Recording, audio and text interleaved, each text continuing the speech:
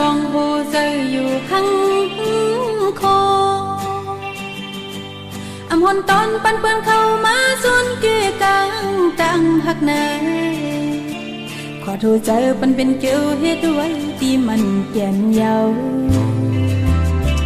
ถึงมายามนายตั้งหักสามโบใจหล่อตุ้มกาคุยหัวใจปันเปื้อนเข้ามา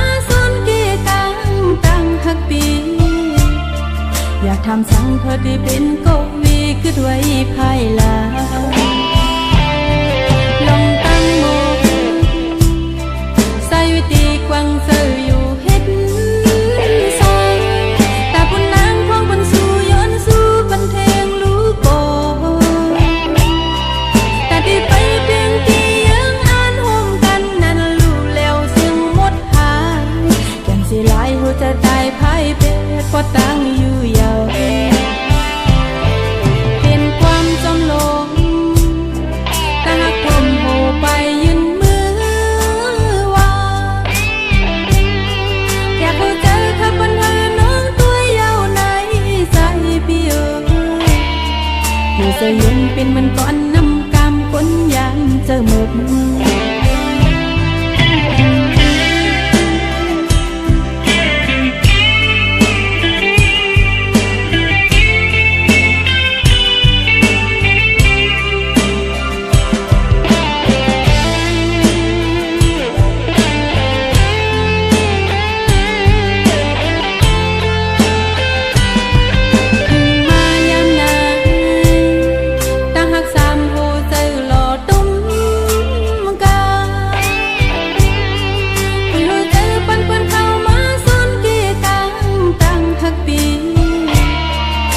ทำสั่งเธอที่เป็นกวีคือด้วยภายหลัง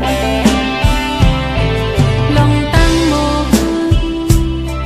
ใส่วิธีกวังเสืออยู่เฮ็ดซอยแต่ปุ่นนางของบนสู่ย้อนสู่บันเทงรู้โกแต่ที่ไปเพียงที่ยังอ่านห่มกันนั้นรู้แล้วเสียงหมดหายแก่นสิหลายหัวจะตายพ่ายเป็ดพอตั้งอยู่ยาวเป็นความจำลงตาหักผมโหไปยืนมือว่าอยากเข้าใจขับปัญหาน้องตัวยาวในใจพี่อยู่เสียยืนเป็นมันก่อนน้ำกำคนยามเจอหมด